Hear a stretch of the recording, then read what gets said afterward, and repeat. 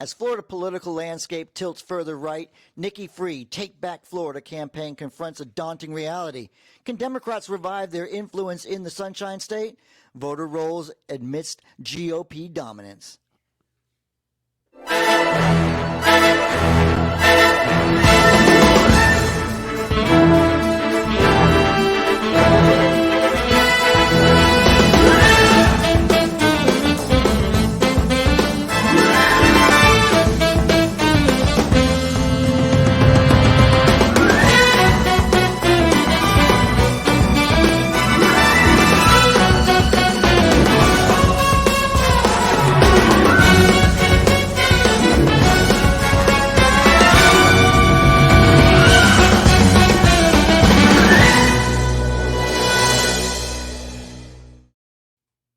Florida Democrats, led by Nikki Fried, initiated the Take Back Florida tour to counter the recent surge in Republican voter registrations, marking the first time Republicans overtook Democrats in Florida.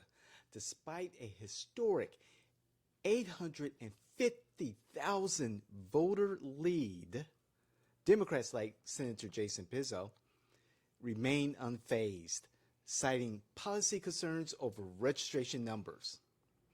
The GOP attributes its rise to Florida's appeal as a beacon, as a beacon of freedom. As the state political landscape shifts, tensions rise between the parties. Let's go, Joel. You can't make this shit up. You can't.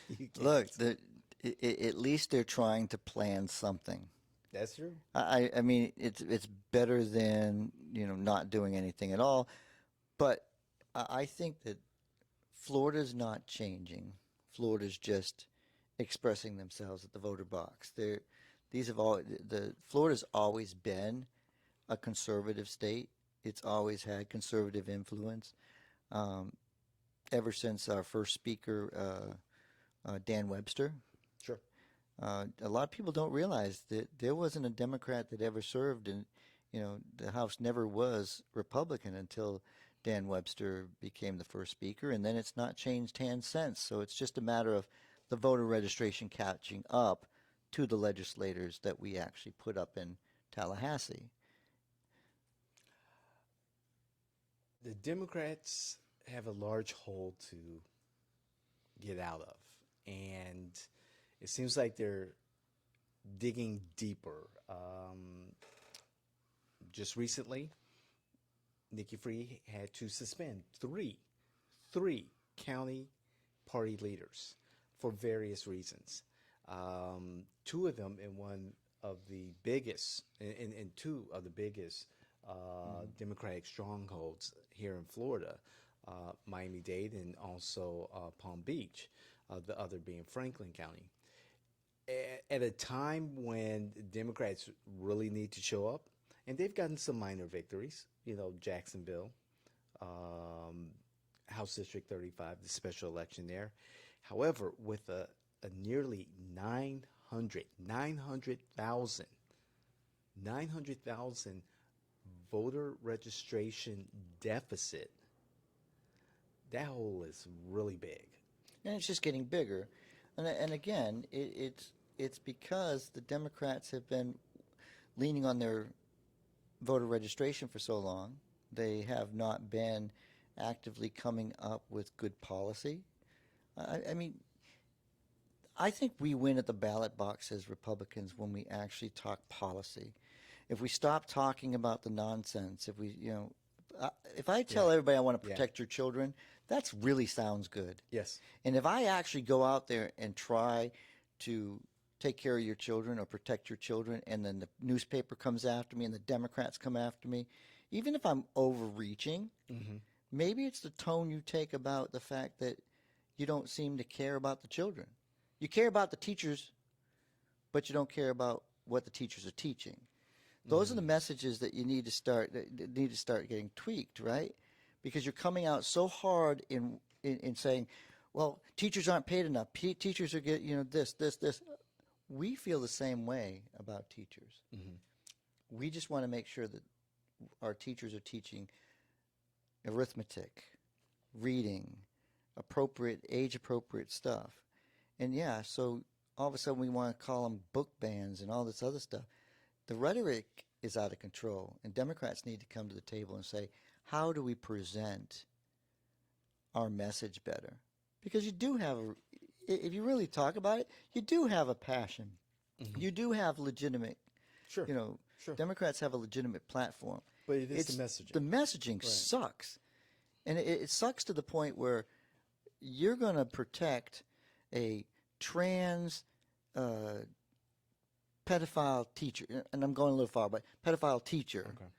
over a child is the percent is what is being looked like, right? You Right. walk into a classroom where you have a clearly uh, a clearly different type of teacher, and the classroom is plastered with LGBT flags and this. That's the wrong message. And to defend that, why don't you defend the teacher that's really working hard and try to present that teacher? You make a good point in regards to the messaging, and although the what the message represents, I think is questionable in regards to the Republican narrative. However, the messaging is spot on when Republicans talk about protecting children. I mean, who doesn't want to protect their child or children in general? Again, we've kind of we've kind of slid into or slide into these cultural issues, and the Republicans have done well in making it a priority in their messaging. As far as the Democrats, it's going to take more than just messaging. It's not that difficult when you sit down and put some actual thought into it. Um, you've you've got issues, and congratulations to the Republicans for growing their registration numbers.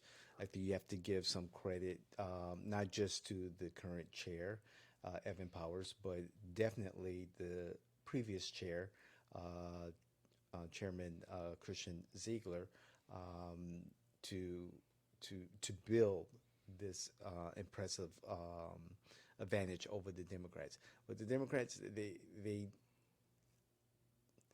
they need to, in my opinion, and what I've researched and what I've learned, they need to have a consistent message about issues that really, really matter, not issues that could be perceived that are on the fringe of the greater community, but issues that really matter about. And this worked for Tom Keene in the House District 35 race. Issues about property insurance, affording, property insurance, or having the lack of property insurance because insurers are leaving or refusing to insure um, property owners, But how much money? homeowners. But how much Well, money? let me finish. Let me finish. Um, and it's great that the Democrats can take those type of wins. However, again, with Tom Keene's win, they needed to rely on the non-partisan affiliate or non-party affiliate voters to win that seat. Well, that's what I was They kind of couldn't going to. even get their own Democrats out. If if you look at that race and you look at the fact that the Democrats had, let's look at Jacksonville. How many other races were going on? Let's look at 35. How many other races were going on? Sure, when you want to focus specifically on one target, you can do it. Sure. But you have a whole state that you have to be looking at.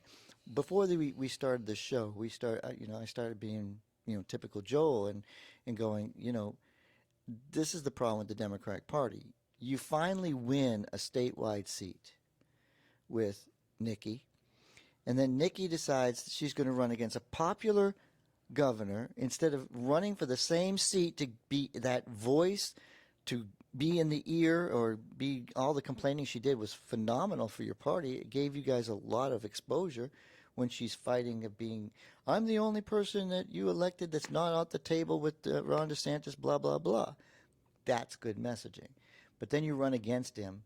You lose the statewide seat. You lose everything. And now she's running the party. Sure, she's trying to clean it up. She's trying to get in there. That's great. But she can only focus on a small portion.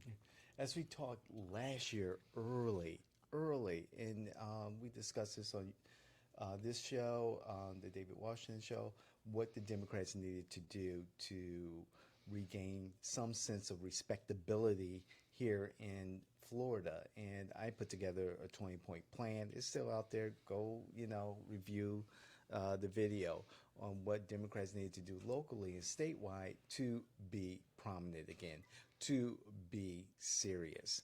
And the suspension of three party chairs, local party chairs, does not help.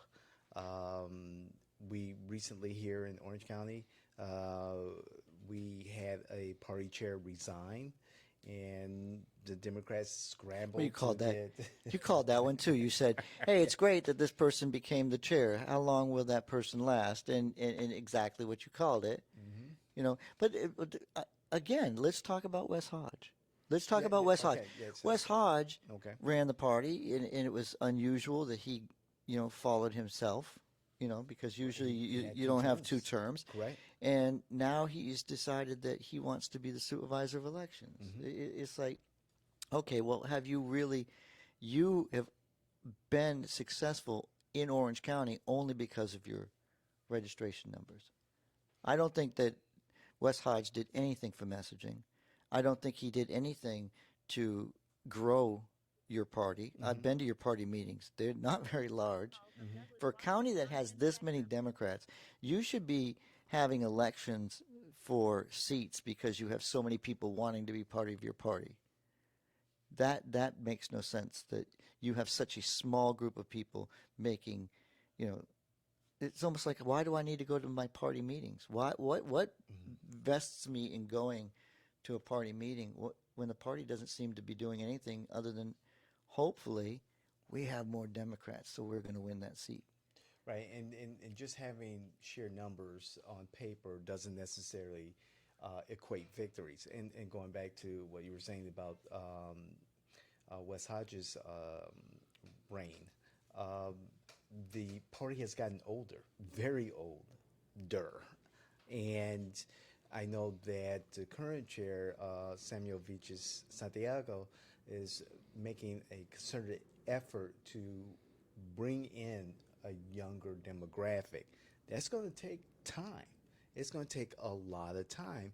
And can the Democrats locally and statewide, can they take that time to look at their infrastructure and say, hey, we do need to do something drastic in order to be relevant again? Well, I think there's another place that you don't really look. We just did intern pursuit at UCF, and it was really a great opportunity to be with those young people. And then as I'm thinking of it, I'm going, the strides that the Republican Party has made in young people with Kirk and these, Candace Owens and a group of young people have done so much to empower the message with young people. I mean, it's Turning Point USA. It is an organization that has absolutely energized us at a younger age. And look, it's fun to watch younger people involved in the politics. It's great to see them come out. I might not agree with their policies, but the younger Republicans are growing, and I think that Democrats are getting older.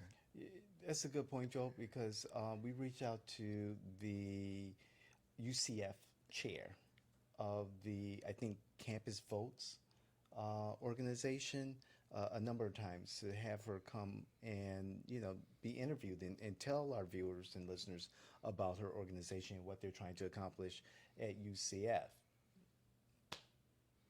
Reached out to the LGBTQIA community, They were reluctant to want to be on the podcast. I said, I just want to talk about what services you provide. What, you're here. You have a place. We've talked about, do people realize that there are homeless students? I want to be able to talk about these different issues with interest, but they have their organizations, but they're not selling them. We reached out to Congressman Max Frost. His office spoke to his team a couple of weeks ago, sent an email to follow up on that conversation. Hopefully, the congressman will join us as one of the local Gen Z leaders and heroes of the liberals and Democrats. This is where the party is headed, and the efforts have to be more concerted and more concentrated. The separate, different entities of the fractures, it's good to see that young people want to get involved. People want to get involved. However, I prefer, if the party's going to grow, they need to coalesce, Yes. into fewer organizations like the Young Democrats, or thinking, or groups like that, and be more effective. It's funny, the Republican Party. If you watch the Republican Party, they're creating more localized clubs. So, like Castleberry has a Republican club, Winter Springs has a Republican club. So some of these municipalities are creating clubs so that they can reinforce, not take away from, but reinforce attendance at the party. And I think that being spearheaded by Linda Trocine, their state committee woman in Seminole County, those are types of things that you don't get to see on a regular basis. And, whatever you say about Donald Trump, the Republican Party is growing. And it's growing exponentially because there's a message. And I think that's the key. It's the message. When I reach out and I say, well, Donald Trump, he was pretty adamant about telling everybody that it's going to happen. The party's going to unite. And it kind of comes across arrogant, but he's right, because we're going to rally around the messaging. We're going to rally around the policy. And even when you and I have had that discussion, oh, that guy's not a Republican, he's not doing the policy, right? But the messaging and the policy, if it's there, we'll get the votes. Democrats, I can only thank you from the bottom of my heart. I mean, you make my job much easier to sit here. David wants to club me over the head, but you guys seem to disappoint him sometimes. But listen, keep on going. Make it smaller, not bigger, and you'll do much better, because you'll be able to control everything. And we know what we're talking about, this youth movement. I mean, before we expanded our team, the median age of J&W was at 53. Now it's 19 because of all the young people that's on our team. Okay, not 19, but they are much older than About 23. Exactly. So, we know that. Well, the more women you have, you'll never know what the actual number is. That's true. But, we do appreciate Aaron, who's on our board right now producing. Of course, Danielle, Angelina, John, Kellen, Zach, Dan, Kendall, Nas, all the young people that have made us successful. Yeah, this weekend I'll be, I'm personally take down the UCF podcast and start working on that, splicing it, getting it together, get it to these young people so they can put it out there. You will be amazed. You'll be so excited to see the young talent that UCF has. Let's try to keep them here. I'm talking to you out there that you're peeking and you're saying, I need some help. I need to grow my business. I need to grow my talent. Good point. Look, University of Central Florida, they're going to graduate and they're going to leave. They're going to go to New York. They're going to go to St. Louis. They're going to go to California. Chicago. They're going to go out there. They're going to stay away from no, they are going to go to Chicago, because there's going to be a race in Chicago. No, listen, they're going to go to Chicago. They're going to go away from here because they're going to say cost of living is high down here and you're not hiring me, and they're hiring me elsewhere. So let's get out of the hospitality industry because we know we have businesses out there that are actually paying money. We have the metaverse and we have so much that people don't even know about our community. Speaking of business, Joel, what are you working on? Oh, David, you have me on everything. Listen, I have my first book under the Jay in Washington Network is out, and that is Presidential Chronicles. It's taking history into verse. If you do if you do enjoy a little bit of poetry, learn about your presidents, and the poetry is going to make you want to learn something because you're going to take something, and going to go, what does he mean by this? And it's going to open up the book. Give it to young people. I tried to make it, easy enough for people. But right now, $9.99 if you get it off of our website. If you're a UCF student, you reach out to us personally. We'll get you that book link for $6.99 because right now we're promoting our UCF students and faculty because the education is the most important thing. And that's only going to last until June. After that, it's $11.99. We have I'll have a book a month coming out. Bring America Together Again has been updated and it has to be because look, the political landscape is changing. Yes, indeed. And we do need to bring America together again. We also have deadly women. You want to hear about some of these, some of these women that have, we all know about the men that have killed all these mass murders. Like, let's talk about some of these women and why they did it. Mm-hmm. Some of them did it for good surprised. cause. Some of them did it for good cause, but it's still not killing is just not a good cause. But that was kind of fun. And then I got the one that's coming out about Titans, where we're going to talk about that the poetry is going to take Microsoft PlayStation against Xbox. And listen, you're letting me have a lot of fun with this. I hope that our readers out there. We also have the actual guide that's going to be coming out. It's going to tell you how to run your campaign from our perspective. Yes. From our perspective, which we're political innovators. So we're going to give you the approach that needs to happen today, because you can't do it the same way. No. So David, yeah, I appreciate that. We have a lot going on. That's just part of it. We had the Leadership Academy. Yeah. Right now, it's ready to go. We're just going to put the final touches on getting people to want to sign up and the marketing it out there, because we have so much talent out there. This is a political season. I'm excited about that. But you guys have, the network alone. I mean, it's grown so big that you have things going on, David, with United Voice. Yes. Speaking about young people. I think that's something you need to be starting to talk to our audience about, unveiling that next step in the innovation and political world, bringing those connections. I'll say a little bit, but I think it's Angelina and Danielle and Kellen who should be speaking more to it. But it's United Voice is a group of young people who are seeing the need for better civic engagement in our communities. And United Voice is going to be that vehicle here in Central Florida. So stay tuned for more information. I am very excited about the effort, and we'll have the young people get on camera and talk more about it. But it's all about political innovation. That's what we do. That's what we do best. It's not hyperbole. We take unique approaches, proven unique approaches to winning strategies. So you want to take us out?